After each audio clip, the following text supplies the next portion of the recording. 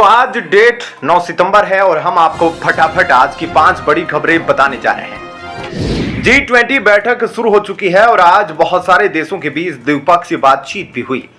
अब आगे की मीटिंग्स में G20 के देशों के बीच ये देखना दिलचस्प होगा कि क्या रूस यूक्रेन युद्ध के मुद्दे पर चर्चा होती है कि नहीं, क्योंकि रूस ने साफ साफ भारत को धमकी दी थी कि रूस यूक्रेन मुद्दे के बारे में थोड़ी सी भी चर्चा नहीं होनी चाहिए। और अब देखना होगा कि जब रूस के विदेश मंत्री यहां पर आए हुए हैं तो उनके सामने किस तरह से इस मुद्दे को अमेरिका उठाता है और रूस के विदेश मंत्री इससे प्रहार को कैसे डिफेंस करेंगे, यह देखना दिलचस्प होगा। इसके अलावा भारत अमेरिका के बीच द्विपक्षीय बातचीत में प्रधानमंत्री मोदी ने अमेरिका को बड़ा तोहफा दिया है और आधा दर्जन अमेरिकी प्रोडक्ट से इंपोर्ट ड्यूटी हटा दी है। G20 में इन 3 दिनों के भीतर 175 मीटिंग होगी और इसके लिए 60 वेन्यू तैयार है। G20 में इन 20 देशों के अलावा भारत ने एक बड़ा काम करते हुए अपने पड़ोसी देशों को भी इनवाइट किया था, लेकिन चौंकिएगा नहीं क्योंकि इसमें पाकिस्तान इनवाइटेड नहीं था। जो इसमें इनवाइटेड थे वे थे बांग्लादेश के राष्ट्रपति, मॉरिशस के राष्ट्रपति और दोनों पहुंच चुके हैं। भारत में उनके बीच भी कल मीटिंग होगी। इससे भारत के पड़ोसी देशों से रिश्ते और स्ट्रॉन्ग होंगे और इससे पाकिस्तान जरूर सबक लेगा कि उसे भारत को किस नजरिए से देखना चाहिए। उधर आज G20 मीटिंग से अमेरिका के प्रेसिडेंट बाइडेन रूस और चीन को नसीहत भी दे सकते हैं कि इतने बड़े मीटिंग में आखिर उन देशों के शीर्ष लीडर क्यों मौजूद नहीं रहते। जी हां, आने वाली आजकल की G20 मीटिंग में यह मुद्दा उठा सकता है कि आखिर रूस के प्रेसिडेंट कब तक इतने बड़े बड़े मीटिंग से भागते रहेंगे और इससे बचते रहेंगे जिस मीटिंग में अमेरिका मौजूद रहता है। अब थोड़ा सा आपको अपनी राजधानी दिल्ली की इंटरनल में क्या कुछ हो रहा है, यानी G20 के इफेक्ट्स कैसे दिल्ली में और दिल्ली के लोग रह रहे हैं, उसके बारे में डिटेल से आपको जरूर जानना चाहिए। 3 दिन तक देश की राजधानी दिल्ली पूरी तरह से बंद है। इस दौरान देश में काफी पाबंदियां हैं। हालांकि इस दौरान अस्पताल खुले हैं और ओपीडी भी सामान्य तरीके से चल रही है, लेकिन दिल्ली के सभी स्कूल, कॉलेज और दफ्तर 10 सितंबर तक पूरी तरह बंद है। इसका असर आजकल पूरी तरह से दिख रहा है। इस दौरान दिल्ली के 17 होटल में G20 के विदेशी मेहमान ठहरे हुए हैं और इन सभी होटलों को सुरक्षा बलों ने अपने हवाले में कैप्चर किया हुआ है। और अमेरिकी राष्ट्रपति जो बाइडेन कल यानी 8 सितंबर को ही भारत पहुंचे थे।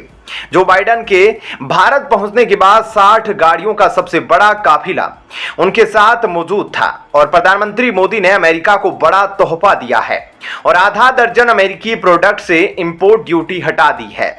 ऐसे में जो बाइडेन के भारत आने के बाद प्रधानमंत्री मोदी का ही काफी बड़ा फैसला है, क्योंकि जून 2019 में भारत ने 120% तक इंपोर्ट ड्यूटी बढ़ा दी थी और यह भारत के लिए अभी काफी फायदे का सौदा होने वाला है, क्योंकि इसके बदले में अमेरिकी बाजार में भारत के घरेलू सामान और एल्यूमिनियम उत्पादों को अमेरिकी बाजार तक पहुंचने में मदद मिलेगी, क्योंकि अमेरिका भारत का सबसे बड़ा व्यापारिक भागीदार भी है।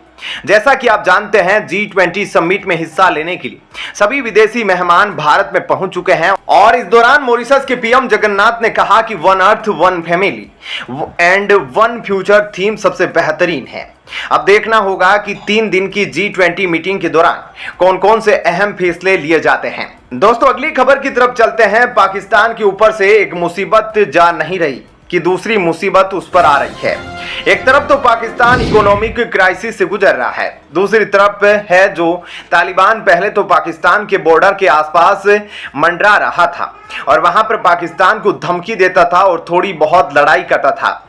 अब वही तालिबान अफगानिस्तान की तरह पाकिस्तान पर कब्जा करना शुरू कर दिया है। जी हां दोस्तों, जिस तालिबान को पाकिस्तान ने पाल पोस कर बड़ा किया, वही तालिबान उसके लिए खतरा बन चुका है, क्योंकि अब टीटीपी ने पाकिस्तान के खिलाफ खुली जंग छेड़ दी है और अफगानिस्तान से सटे तुर्खम बॉर्डर टर्मिनल पर पाकिस्तानी सेना और टीटीपी के बीच भीषण गोलीबारी हो रही है।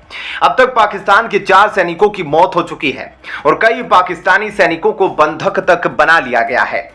एहतियात के तौर पर पाकिस्तान ने तुर्खम बॉर्डर को सील कर दिया, लेकिन पाकिस्तान के खैबर पख्तूनवा प्रांत में टीटीपी ने बड़े पैमाने पर पाकिस्तान की सेना के खिलाफ हमला करना शुरू कर दिया है और टीटीपी द्वारा बयान दिया गया है कि उन्होंने पाकिस्तान के कई गांवों पर कब्जा कर लिया है और दावा यह भी किया जा रहा है कि तुरखम लाइन पाकिस्तान और टीटीपी के बीच भयंकर गोलीबारी हो रही है, जिसे देखते हुए तुरखम बॉर्डर को सील कर दिया गया है।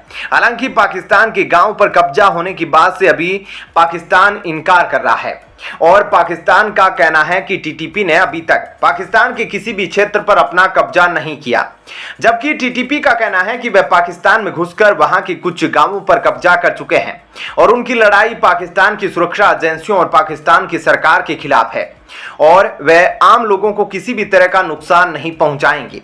इसलिए आम जनता इस समय शांत रहे। और टीटीपी का यह भी कहना है कि वो वहां की सुरक्षा एजेंसियों को हराकर वहां की सरकार को सत्ता से उखाड़ फेंकेंगे और फिर टीटीपी वहां शरिया कानून लागू करेगा और अपनी सरकार बनाएगा। और टीटीपी अब तक पाकिस्तान में कई बड़े हमलों को अंजाम दे चुका है, जिसका सामना कर पाना अब पाकिस्तान के बस से बाहर हो चुका है। दोस्तों, अगली खबर की तरफ चलते हैं। आपको बता दें, चीन अब तक का सबसे बड़ा नुकसान झेल रहा है और चीन का जो एक्सपोर्ट है वह लगातार 4 महीनों से गिरता जा रहा है। बीते महीने यानी कि अगस्त में भी यह 8.8% घटा है और यह काफी बड़ा नंबर है, क्योंकि इकोनॉमी के मामले में 1-2% भी ऊपर नीचे हो जाए तो हाहाकार मच जाता है। और चीन में तो पिछले 4 महीनों से एक्सपोर्ट गिरता जा रहा है, जो कि चीनी सरकार के लिए हद से ज्यादा चिंताजनक बात है। और वह भी जब तब पिछले 4 महीनों से चीन हर वह कोशिश कर चुका है जिससे एक्सपोर्ट बढ़ाया जा सके, लेकिन फिर भी चीन बुरी तरीके से फेल हो रहा है। और चिंता की बात सिर्फ इतनी ही नहीं, चीन का एक्सपोर्ट कम हुआ है बल्कि चीन का इंपोर्ट भी कम हुआ, यानी अलग अलग देशों से जो चीन को सामान भेजा जाता था वह काफी कम हुआ है और वह भी 7.3%, यानी कि चीन का इंपोर्ट और एक्सपोर्ट दोनों काफी तेजी से गिर रहे हैं पिछले 4 महीनों से। और ऐसा इसलिए हो रहा है क्योंकि चीन के अंदर इकोनॉमिक एक्टिविटी कम हो रही है और चीन के अंदर जब से डिप्लीशन स्टार्ट हुआ है तभी से इकोनॉमिक एक्टिविटी कम हो रही है, जिसकी वजह से इनकी अर्थव्यवस्था पर नेगेटिव असर पड़ रहा है। और चीन का एक्सपोर्ट इसलिए कम हो रहा है क्योंकि चीनी सामानों की क्वालिटी की वजह से दुनिया भर में इसकी डिमांड कम होती जा रही है। और चीन में इंपोर्ट इसलिए कम हो रहा है क्योंकि चीन को पता है कि उसकी इकोनॉमी कभी भी गिर सकती है, इसलिए अपने आप को सिक्योर करने के लिए चीन इंपोर्ट कम कर रहा है। ऐसे में अब चीन की इकोनॉमी लगातार गिरती जा रही है। तो दोस्तों, इन तमाम खबरों के बारे में आपकी क्या राय है, कमेंट सेक्शन में जरूर बताएं। धन्यवाद। जय हिंद।